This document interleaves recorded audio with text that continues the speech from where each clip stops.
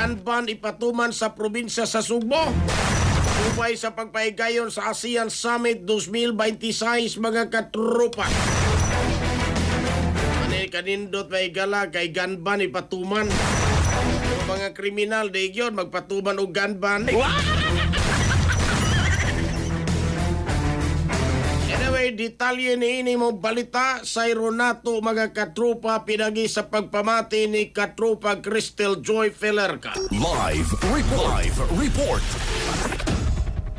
Sugod ug mga adlaw aduna ipatuman nga total gun ban ang Police Regional Office 7 sa tibuok probinsya sa Sugbo, lakip na sa Cebu City, Mandawi City ug Lapu-Lapu City. Subay sa pagpahigayon sa 48th ASEAN Summit karong Mayo 7 ug 8 dinhi sa Sugbo.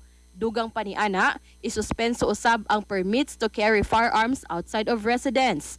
Sama sa permit to transport firearms alang sa mga gun club members, permit alang sa mga gun manufacturers, dealers o repair services, permit to carry firearms outside of residence, permit to transport and purchase explosives and explosive ingredients, lakip na ang temporaryong pagsira sa mga firing o shooting ranges, ug pagsuspenso sa lisensya sa pagmanufacture o pagbaligya og firecrackers o pyrotechnic devices. Epektibo kini sugod alas 12:01 sa tungang gabii sa Mayo 4 hangtod na alas 11:59 sa gabii sa Mayo 11.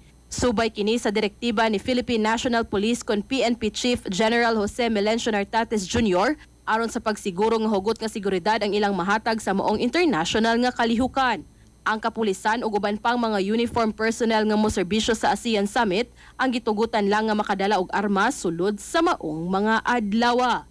Para sa atong mga katropa nga gustong palig-unon ang immune system, malikayan ang ubo, hilanat labad sa ulo ug di makahilab sa tiyan, ang Santon Vitamin C, the alkaline vitamin C maoy haom alang kanato mga katropa. Alang sa nagkayusang Pilipino para sa Pilipinas, kininyong katropa Crystal Joy Felerka, XFM News. XFM report. Santon Plus Gold, mapalit sa mga butika sa inyong lugar.